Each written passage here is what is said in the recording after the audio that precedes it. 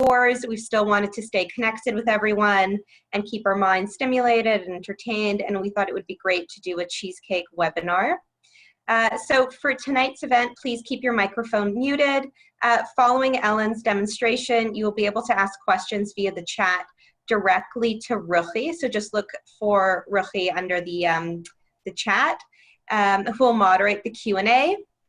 And should you be baking along with Ellen and have an urgent question during the presentation, you can write it in the chat, which will be reviewed every few steps by Ruchi. So a little bit about Ellen Grossman. From a young age, she cultivated love of baking in her mother's kitchen. Her mother, a talented baker, inspired Ellen to explore the art of pastry. The only sweets allowed in their home were homemade pastries. Ellen, along with her 4 sisters, quickly learned to make their own desserts from scratch in order to satisfy their cravings. After years of baking for family and friends, Ellen sought professional training in order to take her baking to the next level. She went back to school and she studied baking and pastry arts at George Brown College in Toronto. Once she received her diploma, she immediately opened a small business from her home, catering an array of delicious pastry delicacies, which we've known to love here in Toronto, called Ellen Jane Desserts. Tonight, Ellen will be taking us through baking one of the most iconic desserts for Shavuot, which is the cheesecake. So without further ado, I pass it over to you, Ellen. Okay, thanks so much, Sharon. So I'm Ellen Grossman, and I'm the proprietor of Ellen Jane Desserts. So we're getting set for Shavuot, which starts Thursday night of this week. And we often make cheesecakes. It's to celebrate 2 holidays really under Shavuot, which is the giving of the Torah, and also it's an agricultural holiday. So usually people spend their whole night studying, and then the next day they get to indulge in a delicious cheesecake. So it is a very tricky cake to make, and I hope tonight we'll be able to get through some of the challenges of baking a cheesecake, and you will have a perfect cheesecake at the end of this webinar. So we're going to start first of all. This is a KitchenAid, which if you don't have, hopefully people otherwise have a hand blender. And if you don't have a hand blender, you can make this from scratch with a spatula. It is going to be extremely challenging. So I don't know how many people don't have a utensil to use, but if not, you can still try to make it by hand. So I'm going to use my KitchenAid, and we're going to start off, first of all, making the crust. Now, I did ask everyone to read through the recipe. You always have to, first of all, read through it to know what you're doing. And then, second of all, if those of you are actually making a cheesecake tonight with me, please go and turn your ovens on to 350 degrees. So we're going to start doing the crust. And the crust is with the graham crackers. And you need to add sugar, 2 tablespoons of sugar, and some melted butter. And so I've done this already. I put in the Cuisinart. If you don't have a Cuisinart and you have to crush the graham crackers yourself, you can actually use, if you have a rolling pin, you could actually hit the package of graham crackers all over like this, and then it's easier to make it into crumbs. I don't know how many people have equipment or don't have equipment, so I guess I'll try to help everyone, assuming you have equipment, but if you don't, I'll also help you along. So what I've done is I crushed these in the Cuisinart, and this is what I got. Now, to make it a little bit more exciting than just graham crackers, I also added some of these lotus crackers, and they give it a really nice taste. One can add different cookies. If you like ginger, you could add ginger cookies to this, whatever type of cookie you like, or you can just keep it straight graham cracker. So I have my graham cracker. I'm now going to add my melted butter, which is 4 ounces. I'm just going to pour that in.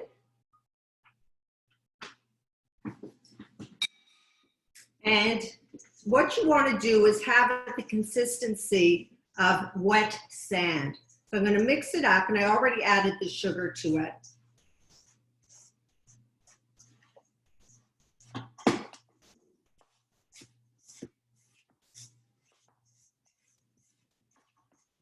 Okay. So I'm going to show you, it has to be able to stick together. I'm going to mix it up, and you want it to clump. So wet sand, you can clump it and it holds. Okay, so that's the consistency you're looking for. It's ready to put in the pan now. So let's take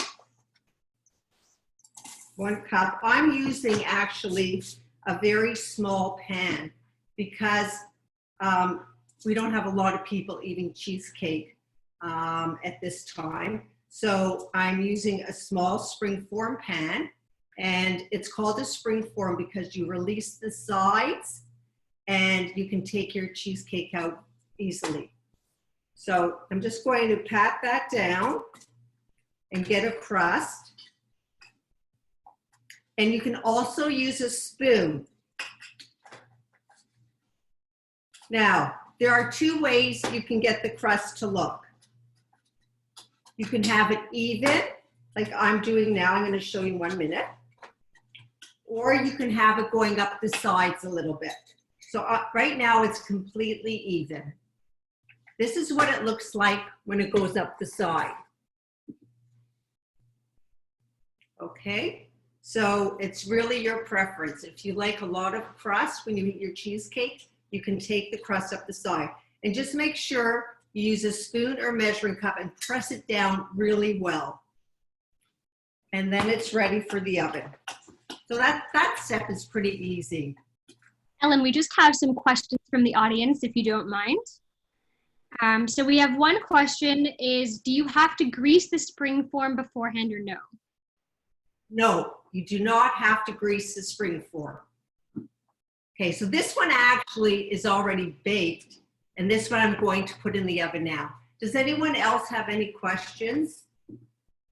Yes, there was one more. The next question is just, is it salted or unsalted butter? Does it matter? Okay, unsalted butter, because we are adding salt in the recipe, so you don't want it too salty. Okay, and then the one more question, how many graham crackers would you say, individual crackers? Okay, so I think I said in the recipe that it was around 12 sheets. So, where's my package? Here. So 2, 4, 6. So there's 9 in a package. So you probably use around 12. It doesn't matter if you have leftover graham crumbs. Like I did not use all of it because this is for a 9-inch round, and this is smaller. So I'm actually going to make 2. I don't know the size that people have. If people have this size, which is 7 inches, or if they have a 9-inch springform pan. But if you have leftover graham cracker, you can actually make 2 cheesecakes if you have 2 springforms. Or you can bake this off tonight, and then you can do another one tomorrow if you like. So I do have leftover because this is for a 9-inch. This is a little smaller. Okay, so what we're gonna do is put this in the oven as is, and it takes around, until it's golden color, and it takes around 10 minutes or so, depending on how your oven is. So I would say put your timer on for 10 minutes and check it, and you want it to look golden when it's done, okay? If anyone has questions, please feel free to ask me, okay?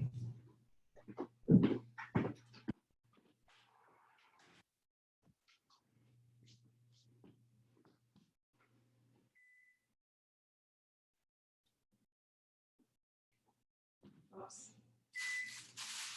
I need to put it on for 2 minutes. Okay, so I have my timer on so I don't forget about that. Now, we're ready to do the mixture. So while that crust is baking, we're going to use the cream cheese. Now, I had asked everyone to leave it room temperature so it would be soft and easier to whip. If you forgot to take it out and it's cold and you have a microwave, you can put the cheesecake in a bowl, take it out of the wrapping, of course, and you can put it in your microwave and warm up the cheese. And especially if you are doing it by hand and you only have a spatula to work your cream cheese, I would suggest you put it in just for a short time, I don't know, maybe 30 seconds and see, and you just want it to be really soft. Okay, so I'm gonna put it in the KitchenAid now. These are 4 bars of cream cheese is going in, and I'm going to start whipping it. Okay, if you're using, if you are using a KitchenAid, this is the blade, and you're not using a whisk, you're using this piece, okay? And again, if you're using a hand blender, you're using your beaters. And you don't want to have it too high the speed.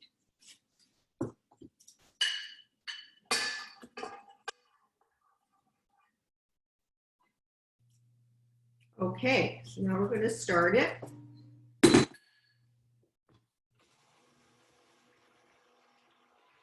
you want to have it at around number 4 if you have a KitchenAid. And on this one, well, this is very old, so there's no speeds, but it says stir. So you want to use this and stir it. And basically what you want to do is get the cream cheese soft. Is everyone okay? Ellen, we actually have one question about the cream cheese. Yes. Yes, so can you use a tub of cream cheese instead of a bar? Okay, it is better to use the bars because the tubs are aerated. So if you don't have the bars and you only have the tubs, use the tubs. But it's best to buy cream cheese that looks like this in the bar. Sorry. Okay. And you use 4 of these. I put 4 in. I'm following the recipe. And next, I will be adding the sugar. But I'm going to show you what it has to look like. So I'm going to stop. And if you have the hand blender, you can stop and get it down in your bowl. Get it off the sides of the bowl. And then turn it on again. Because it's really important at this stage that the cream cheese is soft and there's no lumps. And that's why you don't use cold cream cheese. Because if you use cold cream cheese, you'll have lumps in your cream cheese. And you want it to be velvety smooth. Ellen? Nice. So there's a question if it makes a difference if you use a food processor instead of beaters for mixing. Whoa. Well, if that's all you have, you can give it a try. What I would do is once you have added your cream cheese, you've put your sugar in the Cuisinart, you've put your sour cream in, I would then take it out and do the rest by hand because you will get too much air in the mixture. Okay? Any other questions? We're all good at this stage? All good. Oh, one question. So I guess this is one closer to just a heads up for the saran wrap. There's a question about if there's a risk for melting, because in the instructions, just to prepare that. So when we're at the saran wrap stage, if you could just go over the Okay, so I'm going to show you what mine looks like. Okay, that's nice and smooth. I'm going to take it off and show you. Okay, so this is what we want it to look like. I need a fancy camera above so you can see. So it's smooth. There's no lumps in it. And we're good to go now. I'm going to continue with adding the other ingredients. So I'm slowly going to add the sugar. You don't dump your whole bowl of sugar in. Now, I already pre-measured everything. And why I like to do that is to pre-measure everything is in case I get distracted. I know where I am and what I've done. So I have it's called mise en place, which is putting all your ingredients down in front of you and you're organized to go. So I now have my cream cheese whipped nicely. I'm going to add the sugar, but I'm going to add it very slowly. Don't put the whole bowl in of sugar, and that sugar amount is 1 1/4 cups. I've already measured it out, and I'm slowly going to put it in my cream cheese mixture.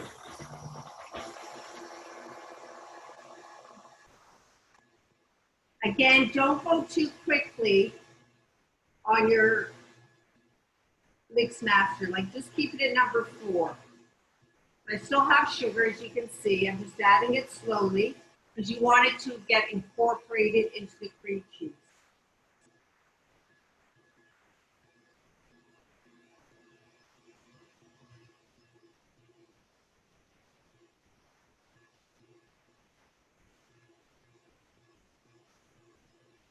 And also, if someone is gluten-free, you know, you could make this gluten-free because you can get gluten-free graham crackers.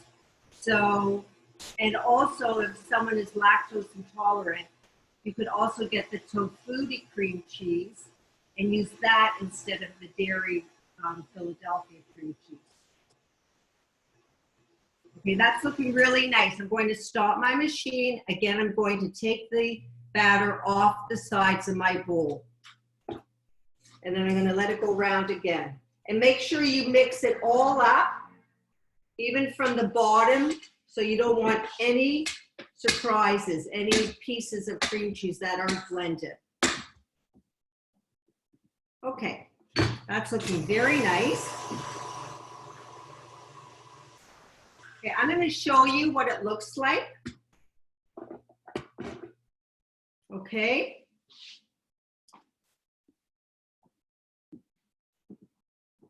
That's it.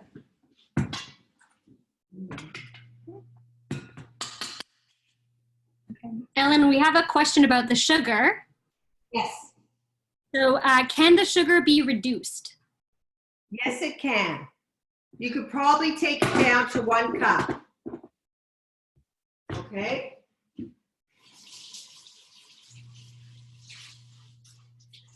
Sorry for me turning my back. Okay, so now we're going to add the sour cream. We're going to go very slowly. Don't add it all in at once. Do it like 3 times of putting it in.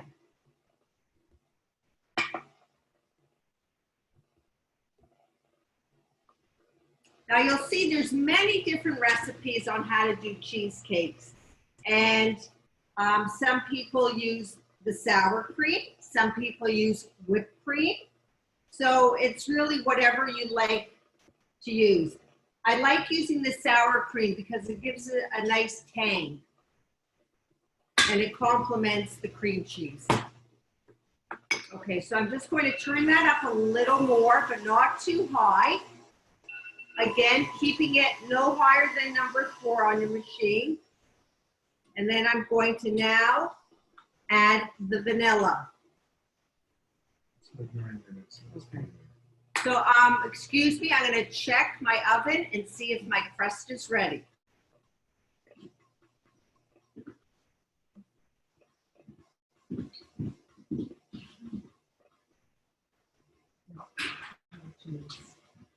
Okay, so I just checked it. It's not quite ready, so I'm going to put it in another 2 minutes. So this is looking great. We have the cream cheese. We have the sour cream. I'm going to put my vanilla in now, and then we do the eggs. Now, here's the tip. When you add the eggs, you don't want to over mix it. You can mix the cream cheese and the sour cream, but the eggs go in quickly and you don't beat them. You don't keep beating it and beating it because you'll get too much air in it and you'll get it soufflé when it bakes. So I'm going to stop it. Let's take the batter off the side of the bowl and make sure you also get the bottom of the bowl. Mix it up. Ellen, we have a few questions from the audience, if you don't mind me asking. Yes. Okay, so the first question is, in the recipe it mentioned to add some cornstarch or flour beforehand. When do you know to use that or not, as it does say that it's an option? Yes, we are not doing that. That is if you're baking New York cheesecake, and we are not doing that type of cake today. It's a very different type of animal.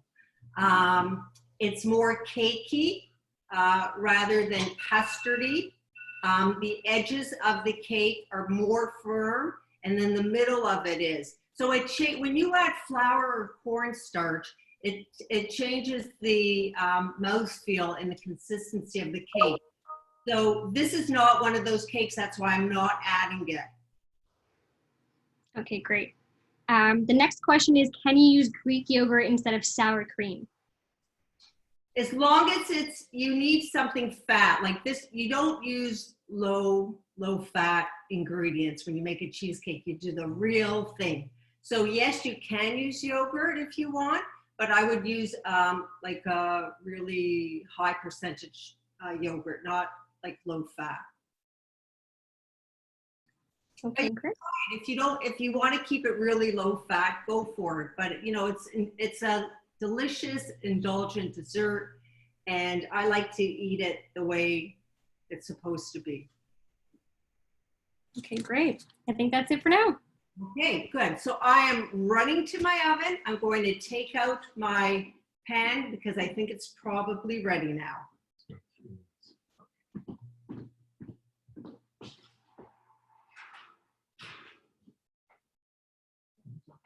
Let me turn it down to 300. Okay, so this is what mine looks like. And I just took it out of the oven. So what I'm going to do now is turn my oven down to 300 degrees because that's the temperature for baking the cheesecake at. So that's fine. I'm going to let it cool while I finish this. Okay. So this is the tricky part with the eggs. So I've added 4 eggs. Now, when you're breaking your eggs, you do it one at a time because when you keep kosher, you're not allowed to eat any eggs that have any blood blemish in it. So I always break my eggs one at a time in another bowl, and then you can put them together.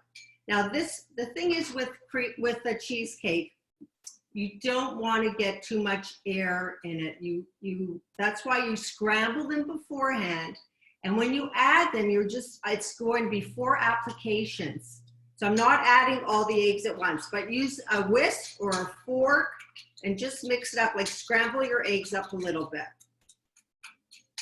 Now this is the part you really have to be careful you don't overbeat your mixture.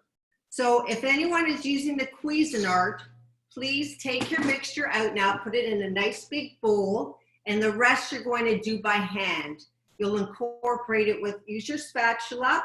If you don't have a spatula, you can use a wooden stick, but your mixture should be nice and smooth. And then we add the eggs 4 times. We're gonna add just a little bit at a time and just beat it a little bit and turn it off. We're not going to run it around and around.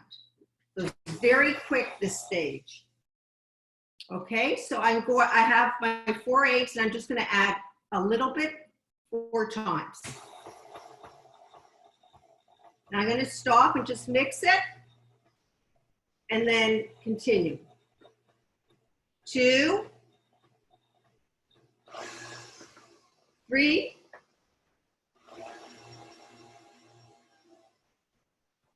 and 4. I'm gonna stop a minute. I'm going to lift up the head here, and I'm just going to mix it up to make sure that everything is off the side of the bowl and also at the bottom of the bowl. You want to pick everything up and then get it off your spatula. And I'm going to just put it on for a very quick mix. And that's it. Now, before I end, I'm going to just add a pinch of salt and one more turn and we're good. So I like to get everything off the blade. So I'm going to use, you can use your spatula and get everything off, all the batter. And that's looking really nice, really nice. So that part wasn't that hard. The key to remember is you have to mix your cream cheese really well so there's no knobs of cream cheese. And then you have to remember the eggs go in one at a time and do not keep beating them. You just, until it's gently incorporated and you stop. So this is what my batter looks like. Looks very smooth, very nice. Just gonna mix it up again. And that looks really great. It's going to be velvety and smooth and delicious. Okay, so we're done here. Now, how's everyone doing? Are we all good? Any questions? Yes, we have one question. Can you add lemon or lemon rind? Interesting. I wouldn't add lemon rind because, again, that's going to affect the mouthfeel. But you certainly, a lot of recipes say give a squeeze of lemon. I did not say that, but you can definitely give a little bit of, use a real lemon though, don't use lemon juice. You can give a little bit of a squeeze of lemon in, a drop or so, and that will again keep it very tangy if that's what you like, and it will cut the sweetness also, but that's optional. But yes, you can, but don't put the rind in because that's going to affect the smoothness and the texture and the velvety of the cheesecake. Great. So if anyone is having problems and needs to show me what theirs looks like, I can help you. Mine is really nice, I'm pleased to say. And now we're going to put it in the shell. Now, I had suggested, there's a few things. We have to do a water bath.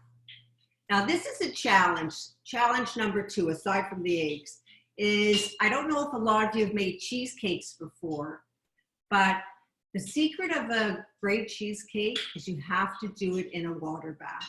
And it's like a custard. So you want very slow, even baking, okay? That's why if you don't use a water bath and you put it into the oven, it will crack, it will puff up like a souffle and then drop. So we're gonna do a water bath. Now, here's the challenge. Springform pans leak. And so what you have to do is protect it. And even if you, so usually, it took me a long time, but I figured this one out.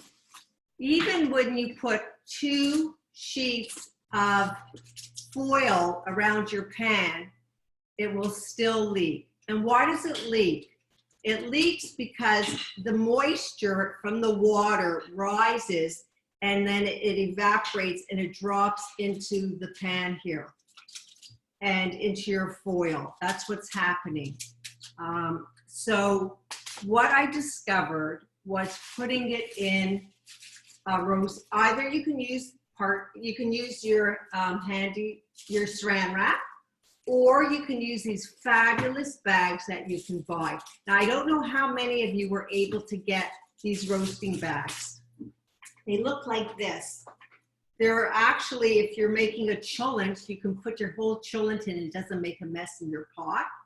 Or also, I've got roasting bags. So these actually I found at Canadian Tire, but they're fabulous because it will prevent water getting in your cheesecake and giving you a soggy crust. So I hope you were able to. If not, if you weren't able to get one of these bags, you can use saran wrap and it will not melt because it's in a water bath and it's only getting to a certain temperature. So I don't know, Rahama, maybe you could see how many people have the bags, or I can show them how to wrap it using saran wrap. What are people indicating? Do a lot of people have plastic of some sort? Any hands? Does anyone want to let me know what they have?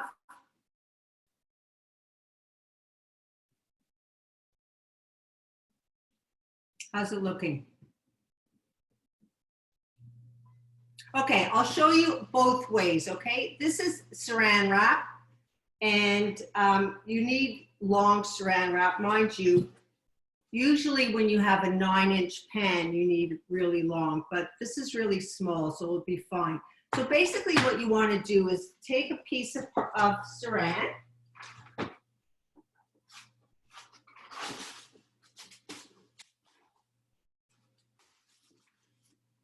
okay. So let's move everything away. And then I'll show you how easy it is if you have the plastic bags. Okay, now I hope your pans are not too hot. Okay, they're not too hot, I just tried mine. So with saran wrap, you need a big piece of saran wrap. And basically what you want to do is pull it around the pan and tie it at the side. So you lift it up and then scrunch it together. And what you want to do is go in different opposite directions. Don't shake your pan too much because you'll disturb the graham crust. Get it really tight. And this is what it looks like when it's really tight. I'm going to just fold in the sides to keep it really tight. So see what I did? And this is just a barrier to prevent the water going in. There's just a lot of moisture. Okay, so I hope everyone, that's using saran wrap. And then I also need some foil. And again, I've used different foil. If you have regular foil, then you can use that. It shouldn't be too bad because you have this plastic protection. So if water does get in, I'd like to use the heavy duty extra strength foil. So, and again, I use 2 sheets. But, oh, I forgot one thing to tell you. What you can also do, if you're doing a small cheesecake, you can actually, you don't have to do any of this if you're able to put it in another pan and then another pan. So what I mean, for example, I have a very small cheesecake pan. I'm putting it in a pan, and then I'm going to put it in this cake pan.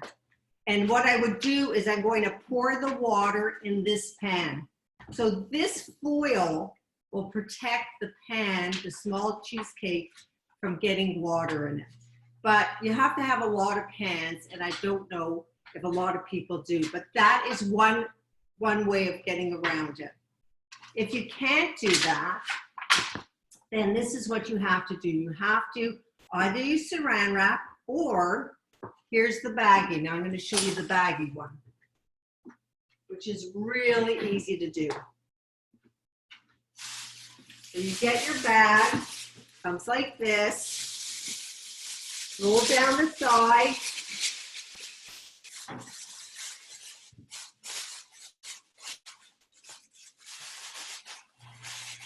and again, it's going to be big, this bag.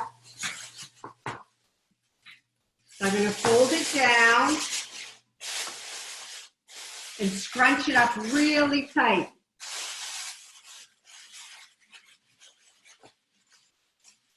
Okay, so now I'm going to put my 2 sheets of foil around. And this, what will happen, inevitably, you will get water seeping into your foil. But with the either saran or the bag, water will not get in.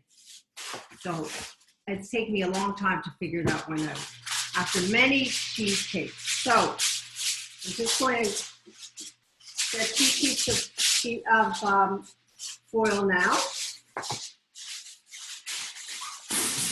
There's one and one more. And you just want it to be able to come up the side, so not too long. That's enough of a width. Okay. Now you have to make sure that you keep the baggie high, because what you want to do is scrunch up your foil and keep that tight, that baggie. And what you're doing is just going around and scrunching up the foil and pressing really hard.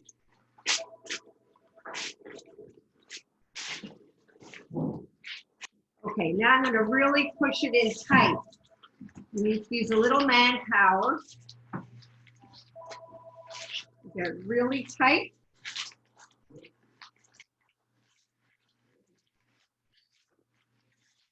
And again, be gentle though. You don't want to ruin your crust.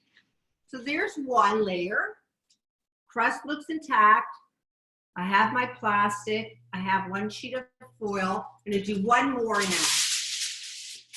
And this is really the whole key to baking a great cheesecake.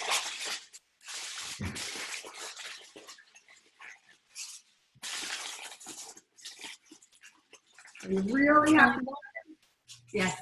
Well, nothing. I actually have a question back to the filling really quickly. If someone's going to use the liquor for flavor, how many teaspoons would they use? How potent do they want it? Well, you know, when you bake it, the alcohol will come out. So I don't know what kind of liquor, but I'm thinking maybe a tablespoon would be fine. Also, thank you, because if one wants to change, this is a vanilla cheesecake.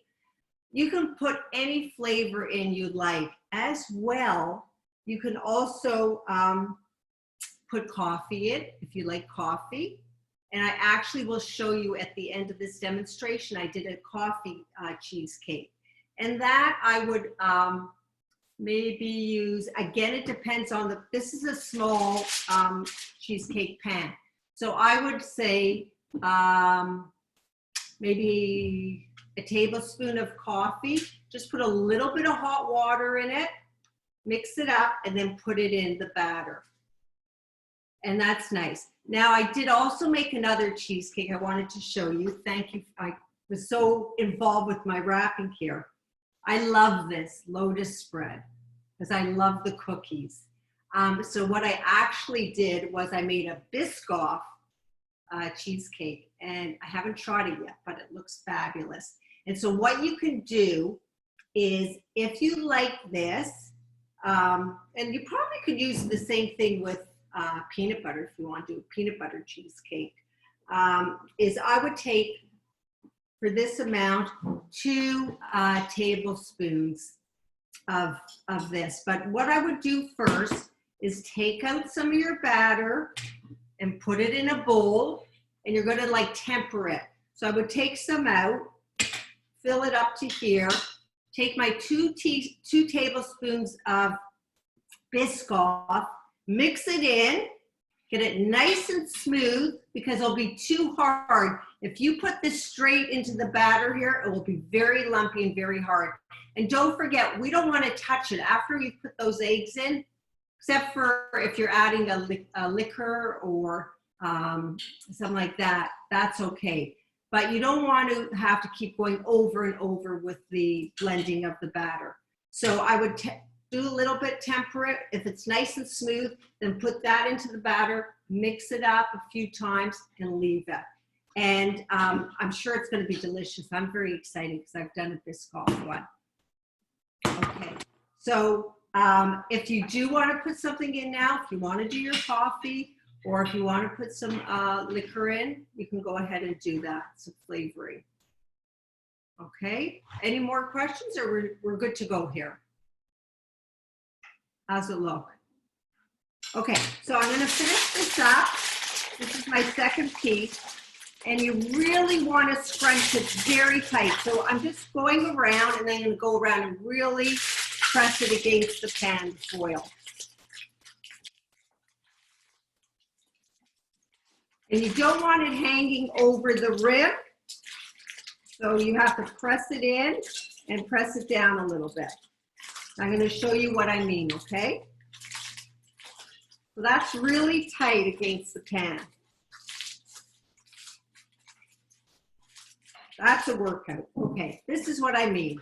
Okay, so you want it to be right at the edge of the rim here, and you're ready to go. That's it, and we are protected. Okay, so is everyone done that? Are we okay? I hope yes. So now I'm just going to quickly, I have some foil. Just going to use this foil, and I'm going to bake 2 right now.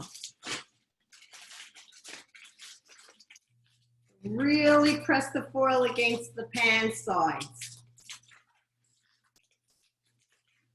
Okay. There we go. Okay, so I'm going to pour it in and we're going to take it right up to the top, okay? Just keep pouring it in. Oh, I don't know if I'm going to have that much extra. Okay, I'm just going to, there. I'm just going to do one right now because I don't have that much extra batter. So I have a little bit left. So what you can do if you have a little batter left, normally this is for a 9-inch, but because there's so few people, households are not with other households, and usually at Shavuot you have a nice big meal with people. Everyone seems to be shrinking their desserts. So that's why I'm doing a smaller one, because I also don't want to be eating cheesecake for a week because it's too rich, though delicious. So what I'm going to do is I'm finished with this. So now what we have to do is put it in a pan. So I think I had asked everyone to make sure they have either some sort of bigger dish to put this in. And this is called a bain-marie, or a water bath. And what will happen is that you're going to add water to your pan, and it will only keep, in a water bath, the temperature will not go beyond 212 degrees, and which is perfect. It's a nice slow bake, and your cheesecake will not souffle, and it will just bake evenly and stay really soft and velvety. So this is ready to go in. Now, I'm going to get my pan.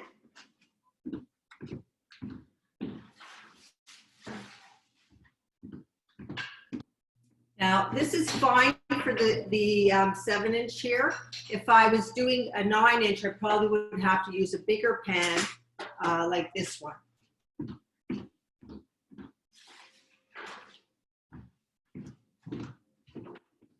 Okay, so what you want to do is make sure you have hot water, boiled water, and I'm going to put the cake into the pan, and then I'm going to put water in.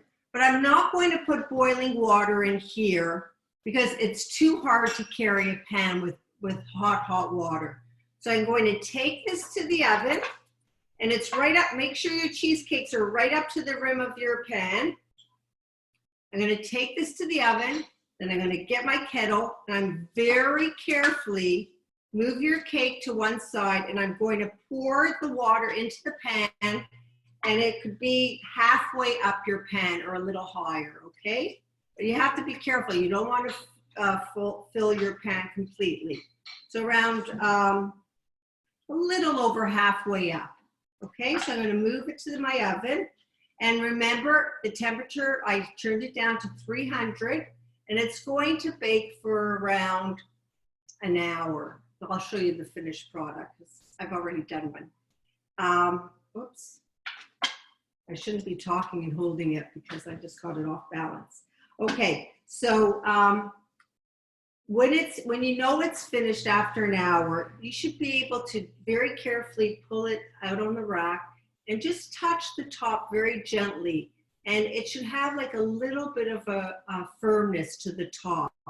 And then you'll know it's done, okay? It's actually, if you were to take the internal temperature, it should be like 190. So let's take it, everyone take your cheesecakes over to your oven.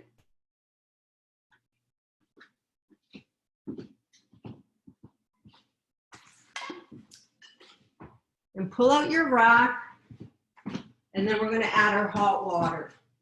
You can either pour it from your kettle or pour the hot water into a measuring cup and then pour it into your pan. Very slowly.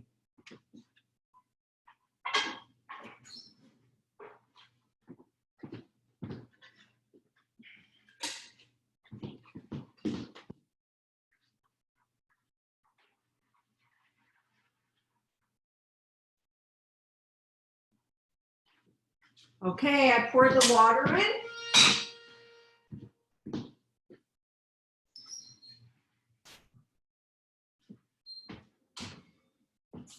Okay, so can you put a 1 hour on one? So we're all gonna check it at around, well, I won't be on still, but it should probably bake until 9:20.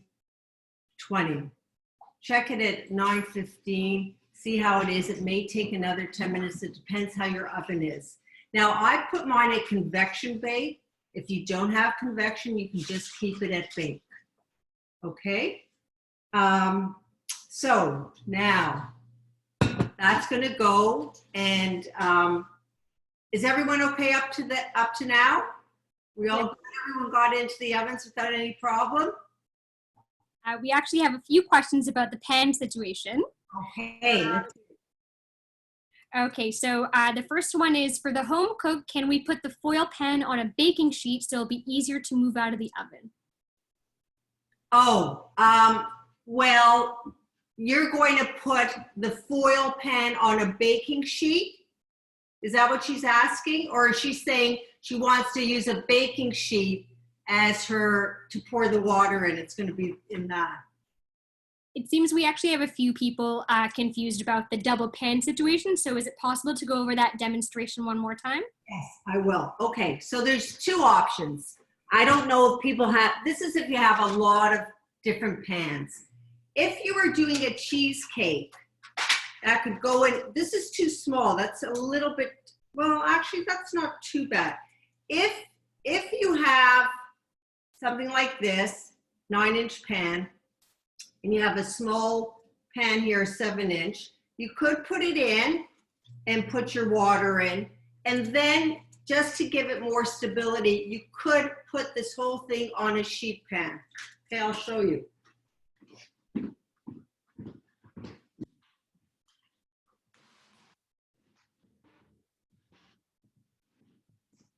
Okay, I mean, the foil pan isn't that hard to maneuver. But if you're feeling you need something else, you can go like this. Now again, you're going to pour the boiling water in here. This pan was prepared. Remember, we put the bag around this and the 2 sheets of foil. Then I would pour my boiling water halfway up in this pan and just put it in the oven like this. Yes, but it probably will take a little longer to bake, but you'll have to just check it. You want to make sure when you take it out that there is a firmness. I would say like a light crust on the top. And I will show you what I mean in a minute because I've just baked one before. Okay, so does that help that question, that person that had that question? Yep, it seems so. We have one more question if you're okay. Yep. Yeah, so we have a question of, is the oven temperature the same whether it's convection or regular? Is there a difference? Yes, 300. Now sometimes people bake cheesecakes, you'll see different recipes, they say 325, but it's really slow and even. We don't want anything happening. We just want it to be very gentle when it bakes. Okay, any other questions? That seems about it for now. Okay, good. So here we go. So magic. This is what I did. It's all done. So I'm going to show you what happened. I baked the cheesecake before. I'm taking it out of the water. Now, here's the other secret. When your cheesecake is done and it's firm, okay, so this has been sitting nicely. And what I mean by a crust, you can touch it and it's firm. Okay, isn't that beautiful? It didn't souffle. It hasn't collapsed. I think it's gorgeous looking. So I'm going to pour the water out of my pan. Now, here's the reveal. Let's see what's going to happen. Okay, now I suspect that there will be water in the foil. So I'm going to open it up very gently. I'm not going to panic, even if I see some water. Okay, I'm going to lift it up. And yes, there is water. But hopefully there's not water in my bag. So there's a little bit of water. You can probably hear it. I'm going to pour it out. And I don't know why, but you can't use foil a second time. So if you're doing another cheesecake, you have to throw this out and get 2 new sheets of foil. Okay, now here's the reveal. Let's see if it's dry in here. And I really hope it is. Okay, so look at that. It's just wet from there, but it's not wet inside. So it worked, and that's incredible. That's really great, because that's the hardest thing, not to get a soggy crust. So I'm very happy. Now, after the hour is up, what you're going to do is when it feels that it's firm and you don't want it getting brown on top, look, mine has like a little bit of brown, but not too much. It's mostly just beautiful white. What you're going to do is turn the oven off. And if you have a wooden stick, spoon, or anything, what you're going to do is put this in the door and shut the door. So it's not fully closed, but it's partially closed. And what you're going to do is wait until your oven turns off. So yes, it does take a little bit of time, but once the oven turns off, you know it's done. And you can never eat a cheesecake really the same day. It's best to make the cheesecake, keep it in the fridge overnight. It firms up and it will be beautiful consistency the next day. And you can also freeze these, which is great. Just put a little bit of parchment paper on top, wrap it really well in saran, wrap it in a sheet of foil, and you can put it in the freezer and it will last. So it's cool now, and what you have to do is run a knife. I'm just going to get this, put some hot water on my blade here. And when you take it out of the oven, you have to run a knife around. Now, this is also really hard because you have to press against the side of the pan. You have to be really careful by accident you don't go into the cake. So it's really hard. You want to put pressure against the pan. So you're like going like this and pressing really hard against the side. Okay, I want to get it really hot, and I'm going to go slowly.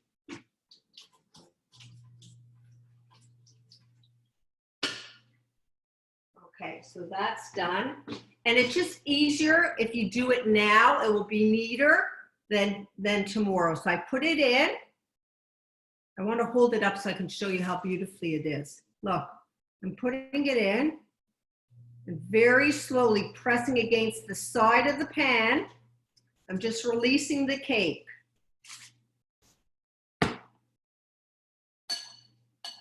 And wipe it if you get any cream cheese on. Wipe your knife, put a little bit more hot water.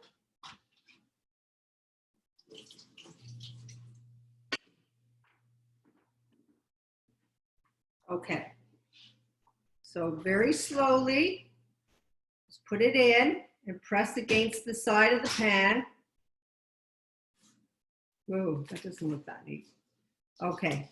And you can fix it up after it's hard tomorrow when you release it. So I'm not going to do it now. You have to put it in the fridge like this overnight. And then tomorrow, what you can do when it's cold and firm, you can then release the size of your springform pan, and you can keep it on a plate in the fridge, or you can proceed to freeze it, whatever you want. Now this is like a blank palette. You can do whatever you want to it. So I have a few ideas I want to tell you about. Does anyone have any questions? Yes, Ellen, we actually have quite a few about the cooling process. Okay. Okay, I just wanted to wait till you were done so we didn't interrupt. So the first question, I think there's a bit of clarity needed for the water bath. So when you've let the cheesecake cool in about an hour, I think you said in the instructions, when it's fully cooled for an hour, how long do you leave it in the water bath after that? Can it come out right away? Yes, after the oven is turned off, and like you hear that it's not running anymore and you've waited an hour, take the whole, very carefully, because you don't want the water getting into your cake. Take the whole tray out of the oven, and then what you can do is gently lift it out of the water bath. Okay, great. And then you can proceed to take the foil, take the saran wrap or the bag off, and then do this step. Okay, great. And it's actually, I made this quite a few hours ago, and that's why when I cut it, I'll fix it up tomorrow, it'll be perfect. But when I cut it, it ripped a little bit at the sides, which is not a big deal. I'll fix it tomorrow and go around with the knife. But that's why when it comes out of the oven, it's rested for an hour in the oven, right? You take it out of the water, then you use your knife, a hot knife, and go around, and it shouldn't pick up anything at the side like it did right there. Okay, anyone else have a question? Yes, so there's a question about the wooden spoon. Yes. Yeah, so is that used to prop up the oven? Do you put it in the cake? Yeah, so you open the door, you put that in, and you close the door, which will mean your door's not going to shut fully because this is in between the door. Okay? Does that person understand? Here's the door. I'm going to put this in and close it, but here's my oven, and here's that. That's what it's going to look like. There's going to be a space, and that heat will come out slowly out of the oven. And you want to give it time for the cake to just, because it's a custard, so it's going to just cool down a little bit. Great. And then this is, I guess, two related questions. So the first is, if you're cooking it on convection for 300, about how much of a time difference would there be? And would there be a difference in the altitude for baking? Oh, I don't know. Is someone calling from Israel? I don't know about altitude, honestly. I know there is a difference when you're baking a cake, but I think because it's a water bath baking and there's no flour in it, I don't think there would be a difference. But I'm not 100% sure, but I'm just thinking about it because you're not working with leaveners and you're not working with flour. You know, it's just eggs and cream. So I don't think there's a problem with that. And the other question was there another question there? Convection. So how much longer would you bake it? Again, check your oven, because even if you have a regular oven, it could be very hot. Like, it depends how even your baking is. So instead of baking for an hour, because you can start checking it at around 50 minutes and see how it is. It may be ready in 50 minutes. It may take you an hour and 10 minutes. So it really depends on how your oven is. Okay, and then one. Start browning. Like, as I said, you can see it's beautiful. There's a firmness there. I can press it down and it comes back up. Okay? And then one more question for you. It's a little bit back, but just there's a question is, what's the explanation of why we need to add ingredients in a certain order? What happens if you don't do it in that order? No, you should do it in that order because it's creamy and then the eggs. And if you start adding the eggs at the beginning, as I had mentioned, you don't want to aerate those eggs a lot. So yes, you should follow always when you have a recipe, follow the instructions. They've written them out because there's a process and a way of doing things. So why you wouldn't want to add the eggs at the beginning is because we've talked about it. You don't want to aerate it too much or you're going to end up with a souffle and not a cheesecake. So yes, you should follow the order of the ingredients. And as well, if you have them all laid out and you have kids running around or the phone rings and you have to take a call. So then when you come back, say, oh my goodness, I have no idea what I've done. So you've had everything lined up. You see, oh, I'm right here. I haven't done that part. And you continue putting in the ingredients as you're supposed to. It just makes you have more success with your recipe. Okay, now here's the fun part. This is blank, right? We can keep it like this and it'll be delicious. Now you're probably wondering, why did I say something about condensed milk? I don't know if you guys bought this, but this condensed milk, if you like dulce de leche, which is really thick caramel, here's the secret. You buy this, you put it in a pot, and you cover with water around 2 inches, and you cook it.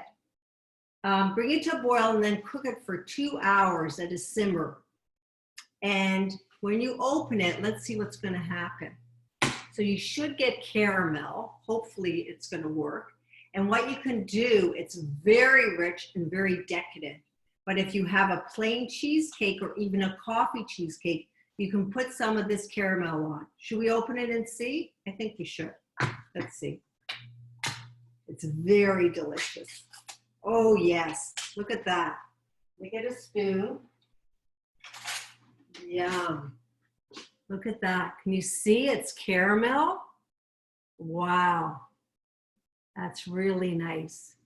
So you can put that down on the top of your cheesecake if you want, and it would be really delicious. Or you can just have it in a bowl and people can help themselves. Now, the great thing about a cheesecake is you can do so many incredible things with it. You can add beautiful fruit. You can add chocolate ganache you can make, or you can put nuts all over it. You can do whatever you want and whatever you like. You can put crushed cookies. So I have 2 cheesecakes that I finished. One was the Biscoff and one's coffee. I just want to show you. Excuse me 1 minute, I'll go get the cakes.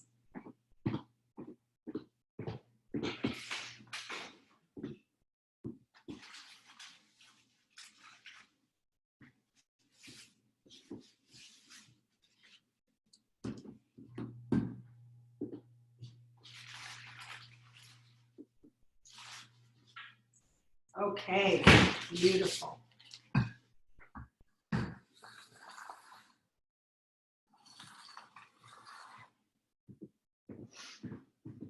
Okay, so I only did like 2 different ones. You could also put beautiful berries and strawberries. Okay, this actually has Biscoff in it, which I was talking about. It sort of looks like a plain vanilla cheesecake, but it's not. And again, I put the crust up the sides. I sort of like how that looks.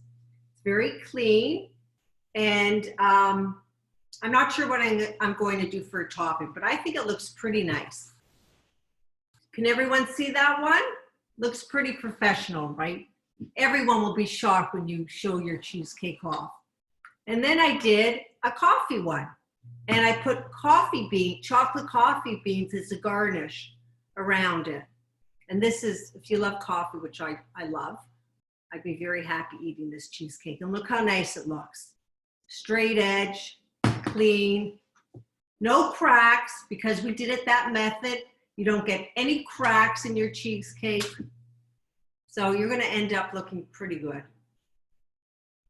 Okay, anyone have any questions? So we have a question about the condensed milk. So the question is, sweetened or plain condensed milk? When do you use which one? Yeah, so I always use the Weekend, I think it is, Magic Cookie Bars. This is the one that I use. Okay, and put in your pot, and don't touch it after it's done, by the way. Like I do it, it takes 2 hours. I turn it off and I do it at nighttime, and the next day I'll take it and it's done. And it's really nice, very sweet, but really luxurious. Now what I could do is with this cake, if I wanted to, because it's been in the freezer, I just pulled it out. I could put this on top, and with, you can use a knife, or if you have an offset spatula, and you can just, or a spoon, put a blob in the middle and use the back of the spoon, and you can just go like this around, and it will be so delicious. This makes for a really nice holiday. And I think everyone will be very happy with their cheesecakes. So does anyone have any question about your cake that is in the oven if you've gone that far? We actually have a question that's just before baking about the liqueurs again. Can you use Bailey's as a liqueur? Yes. Yeah, it would be delicious. I mean, you can be really decadent and put that in, and then you can put some of this caramel on top and some chocolate shavings or pieces of chocolate. It'll be very nice, because that texture of the cheesecake is silky, velvety, smooth, and delicious. And it really adds to the holiday. So I think that's about it if no one has any other questions. So you can freeze your cakes really easily. And if you're making them tonight and they're for Shavuot for Thursday night, you can keep it in the fridge for 2 days. I don't know if it'll last, someone may get into it. Or if you want to eat it on Friday, you could freeze the cake. Like put it in the fridge tonight, and then tomorrow put it in the freezer for 2 days, and then pull it out. If you're eating it Friday at noon, I probably would take it out maybe Thursday night and put it in the fridge. So it's not frozen. Okay. So that's it. If no one else has any more questions. Oh.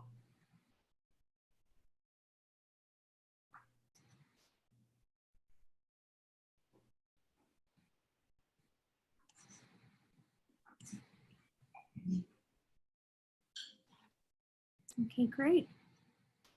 Okay, so I don't see any more questions, but thank you so much, Ellen, for being with us this evening. It was such a pleasure getting ready for Shavuot with you. And for anyone that's wondering, yes, we will be posting this video on the JNF Canada YouTube page. So if you want to follow along with Ellen again at home, you're more than welcome to.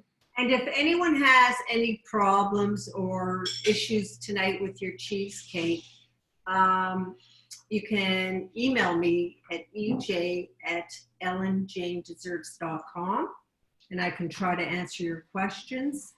And I think that's probably it. Perfect. And Have a very lovely holiday, and enjoy your cheesecake, and I'm sure you'll impress. Actually, you can send me pictures if you've done a really nice cheesecake. Send pictures in so we can see. Great. Thank you, Ellen. I'll make sure that everyone tonight gets your email address if they'd like to send in pictures. Okay, thank you. Hag Sameah, everyone. Hag Sameach. Be well. Be well, everyone. Bye.